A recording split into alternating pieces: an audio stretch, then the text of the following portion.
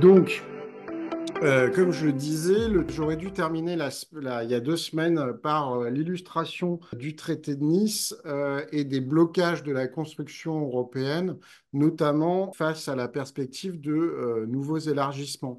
Et effectivement, à la fin des années 90, alors qu'on a passé ce que je vous avais décrit comme l'inscription de l'ordolibéralisme dans les traités avec le traité d'Amsterdam, on n'avait pas dans le traité d'Amsterdam de système qui permettait d'affronter l'élargissement.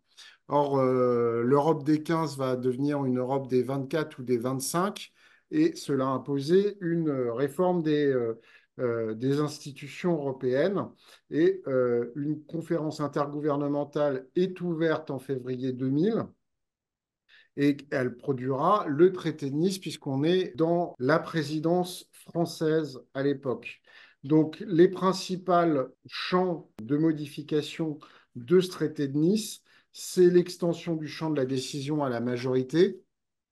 Hein, on voit bien aujourd'hui que c'est un des sujets de cette élection présidentielle, alors même que on propose à nouveau de faire un nouvel élargissement aux Balkans et à l'Europe orientale. Donc, extension du champ de la décision à la majorité, la modification, la pondération des votes au sein du Conseil de l'Union européenne, qui met en place une double pondération en voix et en population représentée, et la création de coopération renforcée en matière de politique étrangère et de sécurité commune, ce qui n'avait pas été abordé jusqu'ici.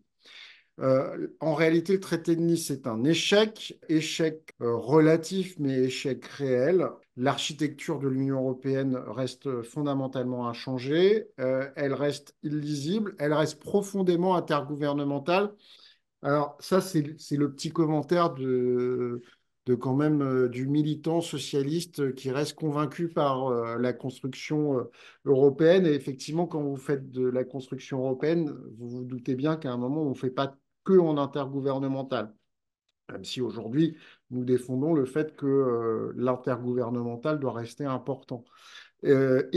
Surtout, les coopérations renforcées apparaissent extrêmement complexes à mettre en œuvre. Je vais vous donner un exemple très rapide.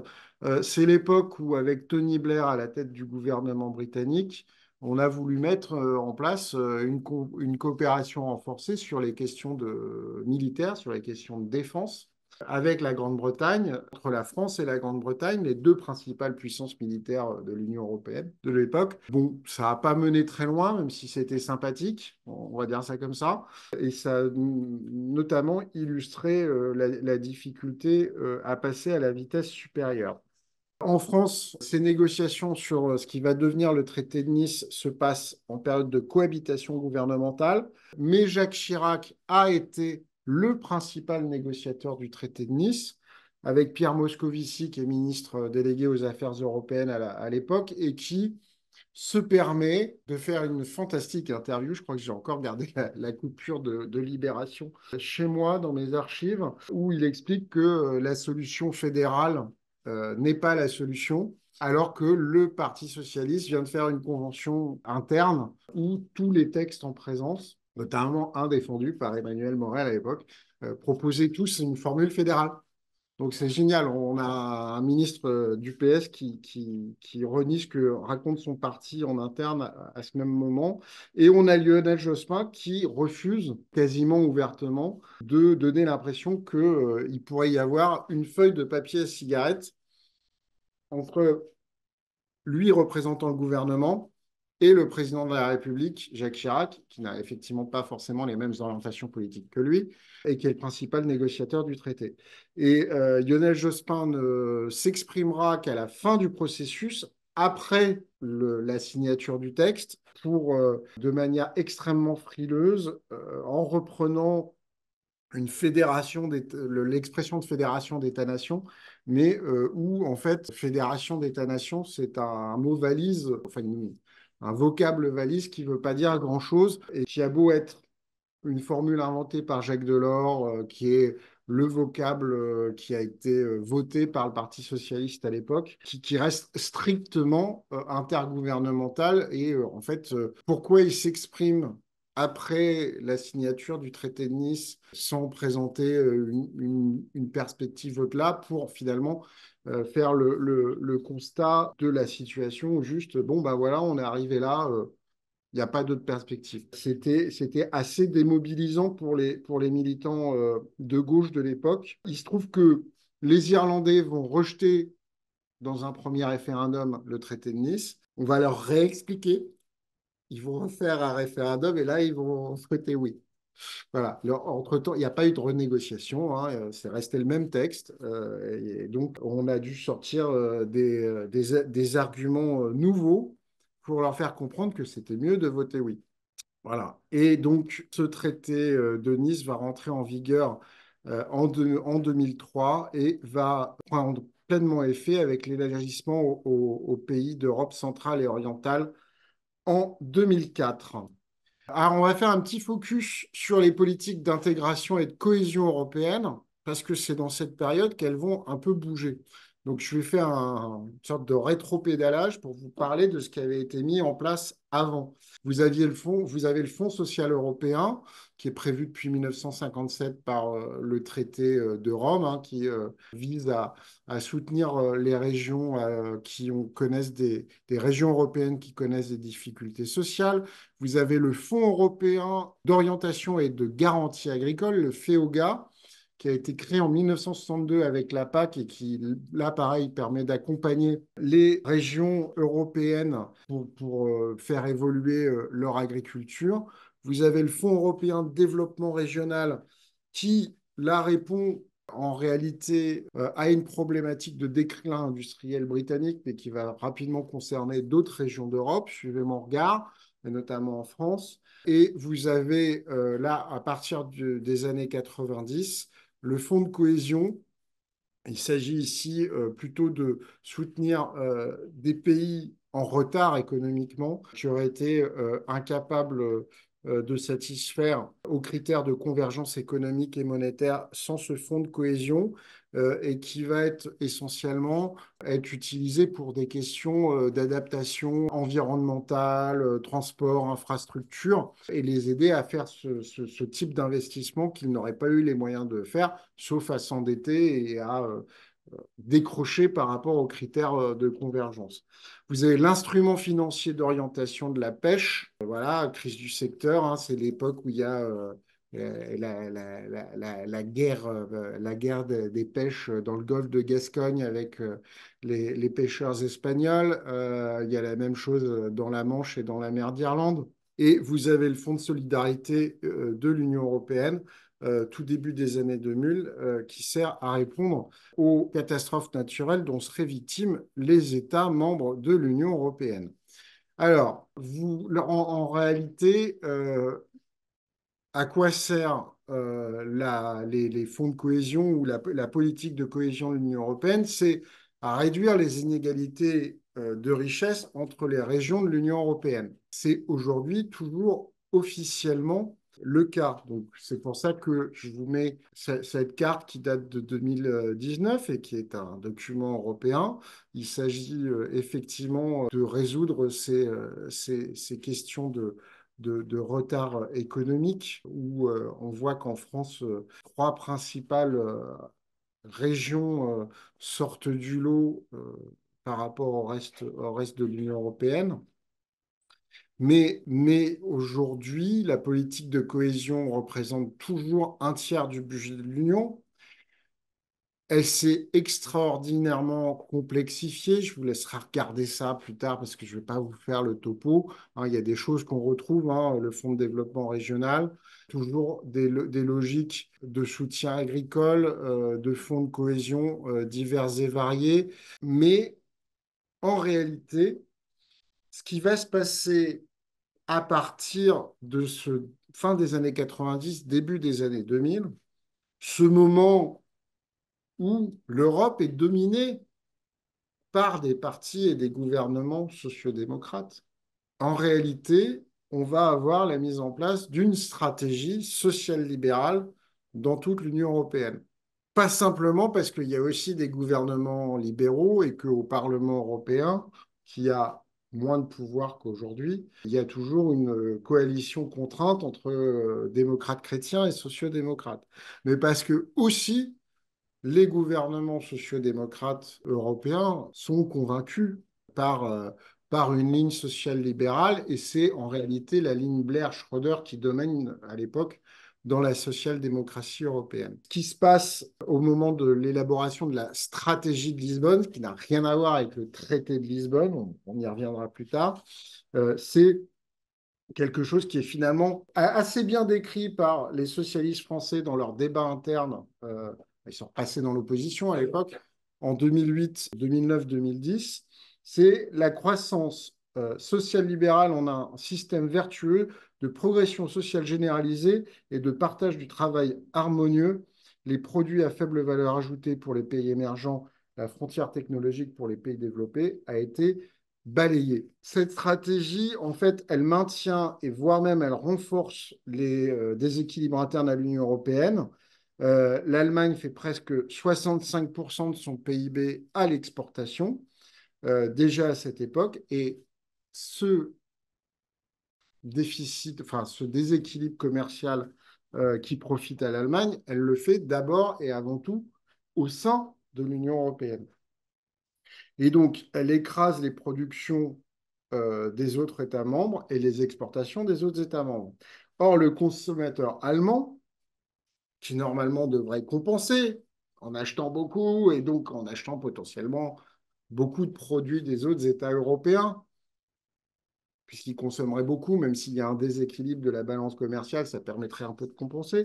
Le consommateur allemand, il consomme peu et il a tendance d'autant moins à consommer que les politiques de flexibilité du marché du travail, élaborées par les gouvernements Schröder et continuées par les gouvernements Merkel, vont beaucoup peser sur le salariat allemand. Ces objectifs qui ont été construits vers 2001-2005, ils vont être plus ou moins redéfinis, mais toujours avec la même logique sociale libérale.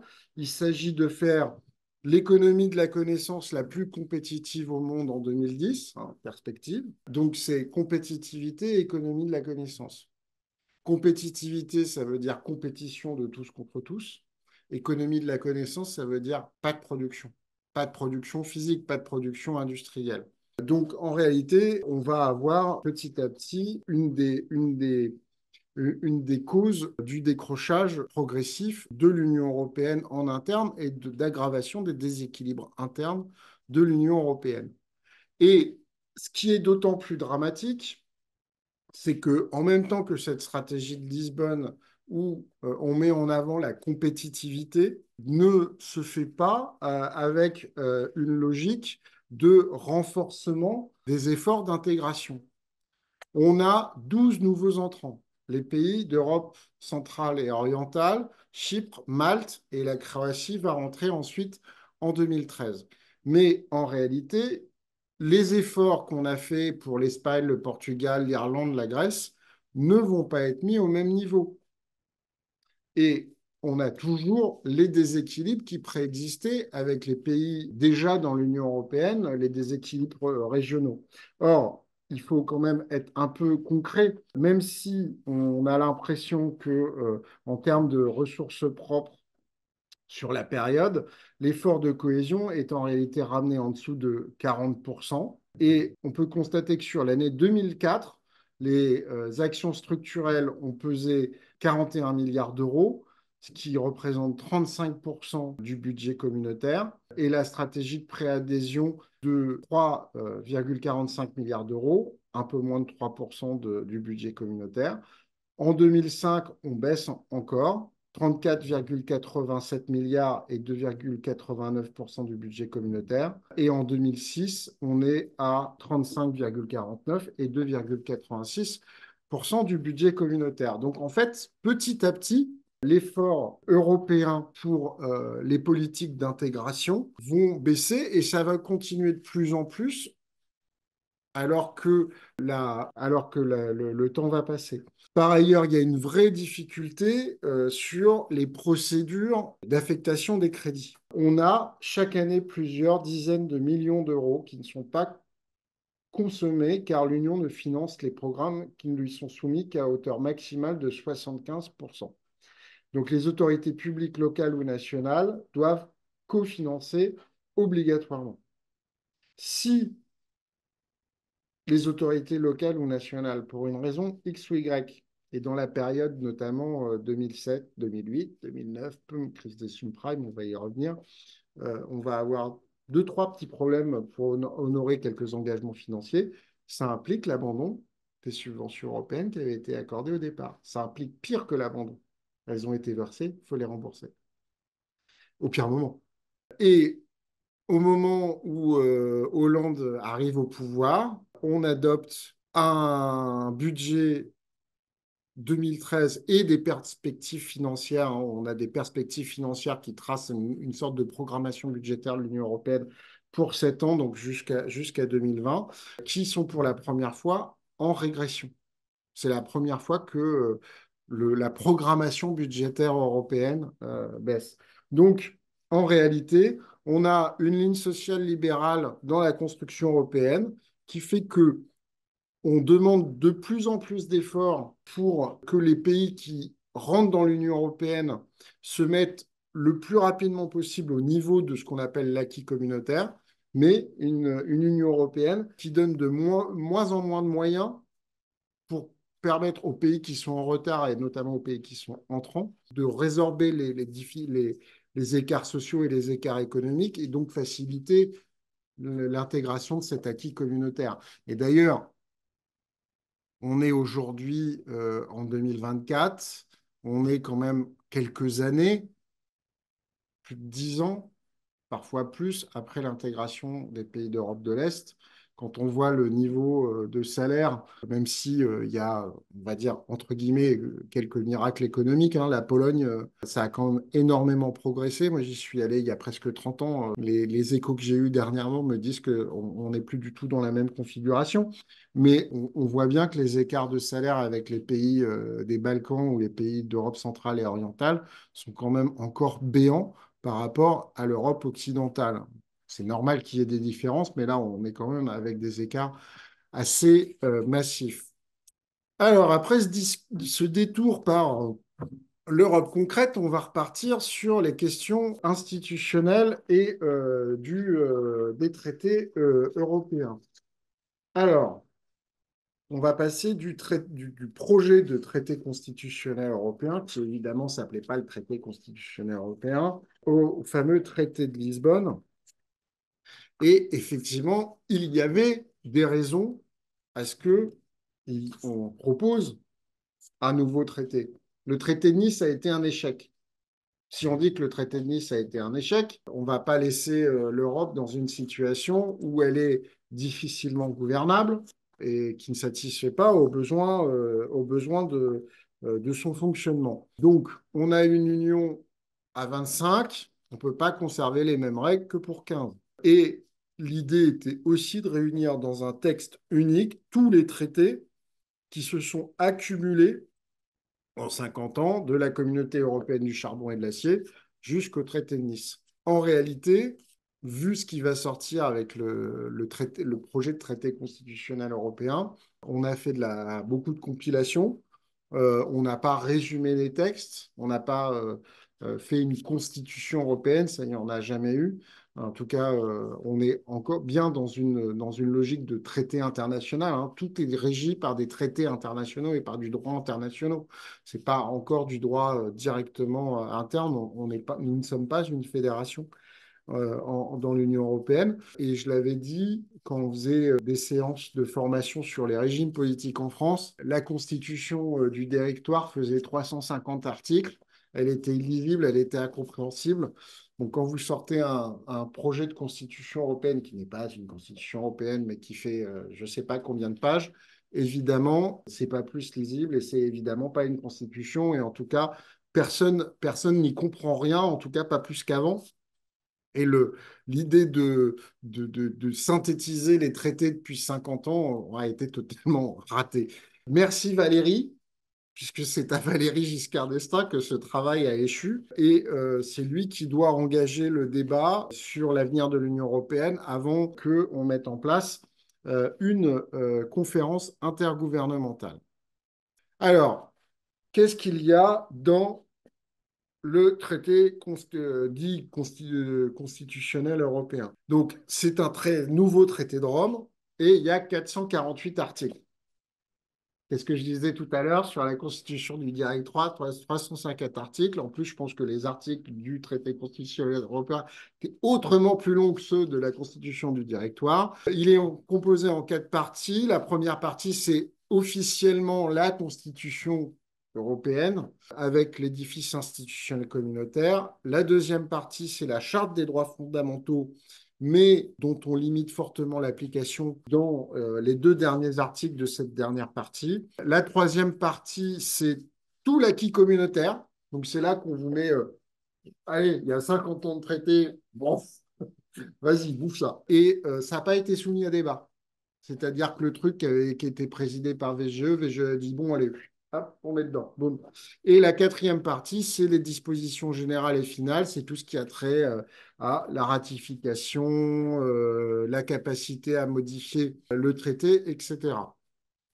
Alors, on va exposer les différents arguments pour et contre le TCE. Je l'ai dit tout à l'heure, oui, il fallait adapter les institutions européennes à l'élargissement. Évidemment, on avait des règles d'une complexité impressionnante entre le Conseil européen, la Commission européenne qui commençait à devenir pire qu'une armée mexicaine, et des coopérations informées quasi impossibles. Ça plaide à ce qu'on fasse un nouveau traité. On dit toujours que pour qu'une institution vive, il faut qu'elle soit incarnée. Voilà, et puis VGE, qui a été président de la République française, bien entendu, il se dit un jour, moi aussi, je peux être le président de l'Europe. Donc il faut un président pour l'Europe. Les gens vont plus accepter, comprendre l'Union s'il y a un président de l'Union. Donc par contre, on met fin à la présidence tournante du Conseil de l'Europe et on crée un ministre des Affaires étrangères de l'Union européenne. Il y a un meilleur équilibre des pouvoirs entre les différentes institutions. On renforce le Parlement européen qui peut désormais contrôler la Commission. On lui donne plus de pouvoir de codécision avec le Conseil européen et le Conseil de l'Union européenne. Il y a l'initiative européenne qui est toujours existante, hein, avec un système de pétition. Ça marche pas plus aujourd'hui, on y reviendra. L'intégration de la Charte des droits fondamentaux dans le droit européen, lui conférant ainsi valeur et portée dite constitutionnelle. Si ce n'est pas une constitution, ça n'a pas vraiment valeur et portée constitutionnelle. Je vous ai dit juste avant que les 2 derniers articles de l'un des titres, du titre 2, en réduisaient sérieusement la portée. On inscrit dans le traité constitutionnel européen la perspective d'une loi cadre garantissant la fourniture et le financement des services publics par les autorités nationales. Ça, c'est censé être le gros gain de la gauche dans ce débat. Là, on va passer sur des arguments plus négatifs. Il n'y a pas de plan B. Donc, ça ne sert à rien d'être contre le TCE, il n'y a pas de plan B. Et on ne pourra pas, en tout cas, c'est très fortement improbable, renégocier à 25 un traité qui aboutisse à un résultat fondamentalement différent. Alors qu'il y a eu un équilibre assez fragile après 18 mois de négociation. Donc, arrêtez de discuter, ça ne sert à rien, c'est déjà suffisamment compliqué, il n'y a pas de plan B. On ne peut pas annuler la référence au marché libre et à la concurrence libre et non faussée, car c'est dans les traités de la construction européenne depuis 1957. Et, argument un peu contradictoire avec ce que j'ai dit avant, on va être quand même capable de faire évoluer le texte, même si on est 25, 27, 30, 36, même s'il y a la règle de l'unanimité. Et enfin, c'est un traité de compromis. Il y a d'articles qui permettent d'avoir un peu d'Europe sociale au milieu de l'Europe libérale. Bon, faites pas chier. Les arguments contre le TCE. En réalité, effectivement, la difficulté de faire évoluer à l'avenir. Et d'ailleurs, c'est resté dans ce qui va être le traité de Lisbonne. C'est en réalité, quand vous regardez le titre 4 du TCE qui a été réécrit quasiment à l'identique dans le traité de Lisbonne, c'est extrêmement compliqué de réviser les parties institutionnelles du TCE et du traité de Lisbonne. Il y a la règle de l'unanimité et d'une certaine manière, même pour ceux qui, par exemple, à gauche à l'époque, pouvaient défendre une perspective fédérale de l'Union européenne, vous avez eu des fédéralistes, pas nombreux, qui sont opposés au TCE en disant, mais en fait, ce texte nous empêche d'aller vers la fédération. On n'y arrivera jamais avec votre truc. C'est surtout, ça c'est l'argument principal, l'inscription dans le marbre de choix politiques et économiques en termes de traités dits constitutionnels, en disant que oui, le marché libre, la concurrence libre et non faussée, ça existe dans les traités européens depuis le départ. Mais là, on dit que ça a une portée juridique, idéologique, constitutionnelle supérieure. On ne va plus jamais pouvoir remettre en cause. Et donc, les politiques économiques de l'Union, ad vitam aeternam, quelle que soit la majorité, on ne pourra plus rien changer. Il y a l'acquis communautaire tel qu'il est formulé dans la partie 3. VGE n'a pas fait le débat et surtout, tel que c'est rédigé, en fait, dans toute la partie 3, l'Européen n'est plus un citoyen, c'est un consommateur. Et c'est à peu près écrit comme ça. J'ai dit tout à l'heure qu'on pouvait rigoler doucement de l'initiative européenne, la fameuse pétition qui permet aux citoyens européens de... J'ai jamais vu une seule initiative européenne aboutir. C'est à peu près comme le référendum d'initiative partagée en France. Le rôle insuffisant du Parlement européen, même si le rôle du Parlement européen est renforcé, hein, on a un député européen sortant qui est en train et qui plaide en ce moment pour nous expliquer que ça sert à quelque chose de le réélire. Et il a raison. On a quand même un Parlement européen qui n'a toujours pas l'initiative législative. Il peut demander à la Commission de lui proposer une législation, il ne peut pas l'initier lui-même.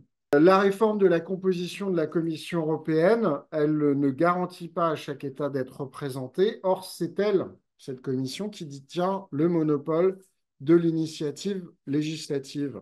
Et la Charte des droits fondamentaux, selon que vous êtes de droite ou de gauche, elle vous apparaîtra pas assez contraignante ou trop contraignante. Exemple, la gauche considère qu'elle ne protège pas assez le droit à l'avortement et la droite, on peut considérer aussi que la liberté de manifester sa religion peut avoir des interprétations directes. À gauche, on considérera qu'on est pour la liberté de conscience, c'est pas la liberté de croyance qu'il faut mettre en avant. Voilà. Et par ailleurs, il y a une question sur la réalité de la force juridique de cette charte des droits fondamentaux européens. J'en parlais déjà tout à l'heure. Enfin, dernier argument opposé au TCE. Si on rejette le TCE, ça va changer le rapport de force. On va pouvoir faire quelque chose de différent en Europe, parce que ça va être un coup de tonnerre. Ça ne s'est jamais passé. La dernière fois qu'on l'a fait, on a fait voter les Irlandais et on leur a imposé, bon voilà, mais c'est pas pareil. Alors, qu'est-ce qui se passe? C'est quoi le rejet du TCE et ses conséquences? Le débat référendaire échappe rapidement aux partis institutionnels. C'est que, à l'époque, des petits partis qui font campagne contre TCE. Le PC est plus très gros. Le FN n'est pas aussi gros qu'il ne l'est aujourd'hui. Le RPF et le MPF sont effectivement pas gros. Et donc, comme il y a une espèce de consensus de tous les gros partis pour le oui, ce qui va animer la campagne du non, ça va être soit la société civile, voilà. Et donc, les Français votent non à 55% le 29 mai 2005. Ce qui est important à retenir, c'est que ça va placer pour la première fois, de manière électorale frappante, en contradiction les partis de gauche avec leur propre électorat. Puisque l'électorat dit socialiste a voté très majoritairement pour le non, à 56%. Et je ne pense pas que ce soit parce que Fabius ou Henri Emmanuelli s'étaient engagés pour le non. C'est pas ça, ça vient vraiment des profondeurs de l'électorat socialiste de l'époque. Et chez les Verts, qui pourtant sont super fédéralistes, machin, tout ça, hein, j'en parlais, il y a peut-être des électeurs écolos qui, dans une perspective fédérale, ont entendu l'argument de mais avec vos conneries, on reste coincé ad vitam aeternam sur un truc intergouvernemental imbitable. C'est pire encore chez les Verts. L'électorat des écologistes vote à 60% pour le non. Donc, on va préparer un deuxième traité qui est censé être réécrit. Et en fait, on conserve à peu près la même chose en le résumant un peu plus. On renomme les textes. Et voilà. C'est quoi le traité de Lisbonne? C'est le TCE sans la charte des droits fondamentaux, sans le vocabulaire qui faisait très constitution européenne, c'est-à-dire qu'il y aurait eu des lois et des lois cadres européennes. On conserve le vocabulaire entre guillemets technocratique européen habituel, règlement, directive, décision. C'est pas du tout un traité simplifié, hein, ça fait encore 140 pages. Donc, on ne va pas se raconter d'histoire. Et donc, le traité de Lisbonne, c'est le TCE résumé sans la charte des droits fondamentaux. La révision de la Constitution pour permettre l'adoption du traité de Lisbonne est adoptée par le Congrès le 4 février 2008 et le traité lui-même sera ratifié par le Parlement 4 jours plus tard. Donc, en fait, on balaye le vote populaire de mai 2005. En plus, le traité de Lisbonne permet une procédure accélérée de révision pour contourner le Parlement européen. Avant de passer à la fin, hein, Bruno, tu vas être content. L'Union économique et monétaire accroît les déséquilibres commerciaux et économiques en Europe. Oui, l'euro, dans un premier temps, a permis aux pays fragiles d'emprunter à des taux très bas sur les marchés étrangers. Ça, en réalité, d'une certaine manière, encourager, dans cette première période, les pays qui avaient déjà de mauvaises habitudes à faire n'importe quoi et à faire de la cavalerie financière. Pourtant, je ne suis pas quelqu'un qui suis connu pour être tenant de l'austérité budgétaire absolue. Mais il faut dire quand même les choses. Et donc, ils n'ont pas eu besoin de faire d'efforts pour, nous compris, résoudre leurs problèmes de déficit de balance commerciale. Qui en profite?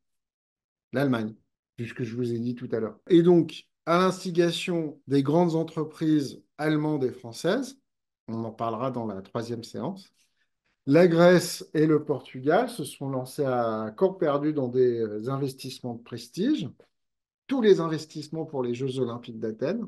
Hein, voilà. Vous avez tout ce qui reste de l'exposition universelle de Lisbonne, magnifique de l'époque. Allez voir, hein, c'est très beau, super truc, il y a des ponts, des machins. Voilà. Et l'Espagne et l'Irlande investissent, eux, dans des placements immobiliers assez douteux. Conséquence, le déséquilibre de la balance commerciale augmente encore au bénéfice du pays de la zone euro qui est positionné sur une stratégie de développement à l'export, l'Allemagne. Youpi. En 2008, vous avez la crise des subprimes, l'illusion de la prospérité monétaire, t'inquiète pas, ça coûte rien, vas-y, est terminée. Alors, les banques ont surmonté la crise, on a payé pour elle, grâce à l'aide des contribuables. La dette privée a été payée et couverte par un accroissement des dettes souveraines avec des États qui étaient déjà fortement endettés pour une partie d'entre eux. Les États-Unis ont retrouvé petit à petit le chemin de la croissance avec les recettes qu'on connaît habituellement pour les États-Unis, relance par l'investissement, politique monétaire accommodante, hein, c'est le roi dollar, on fait marcher la planche à billets internationale, tout va bien, le monde va payer pour nous, mais en Europe, la crise a révélé que les économies de la zone euro divergeaient peu à peu au lieu de se rapprocher. Je vais vous montrer pourquoi. Les pays industriels exportateurs accumulent les excédents, les autres accumulent les déficits commerciaux et les dettes sans pouvoir enrayer leur déclin. Et en réalité, la monnaie unique a exacerbé les conflits entre États depuis la mise en place de l'euro. Les divisions augmentent sur tous les sujets en suspens depuis l'intégration économique, diplomatie et armement, solidarité sociale, fiscalité et dumping fiscal et social du travail, j'en passe, et des meilleurs. Alors, petite illustration. Alors, je pars de 2007 et je précise que toutes ces cartes que vous allez voir là avec les balances commerciales ont été réalisées par David Kella et font l'objet d'un de ses cours. Notons-le. Donc, vous voyez déjà, rien que ça, on voit. Alors, je vais vous faire ça un peu en dynamique. Donc, vous avez là le cœur industriel de l'Europe, les Pays-Bas, la Belgique, l'Allemagne, l'Autriche et aussi un peu la République tchèque. Vous avez le flux de marchandises. Je précise que pour l'Irlande, c'est grâce à sa stratégie fiscale, c'est évidemment pas grâce à sa production industrielle. Et le flux financier, il va vers le cœur de l'Europe. Donc vous continuez à avoir toujours les pays extérieurs. D'aucuns diraient que c'est une logique impériale. Vous avez le centre et vous avez les marges qui sont recomposées économiquement avec ce système. Je vous ai fait une petite série de cartes qui permettent de voir l'évolution dans le temps avec les taux de chômage dans l'Union européenne. Donc, quand c'est clair, il y a peu de chômage. Quand c'est foncé, il y a beaucoup de chômage. Ben, ça, c'est en 2009. Ça, c'est en 2013. Ça, c'est en 2018. Ça, c'est en 2020. Ça, c'est en 2022. Il n'y a rien qui a changé. Tout se cristallise.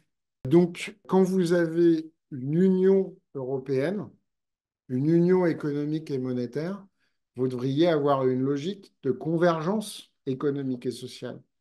Ce qui se passe en réalité, c'est que vous avez au mieux une continuité des écarts économiques et sociaux, et en réalité, vous avez une aggravation des divergences économiques et sociales. Je vais arrêter le partage.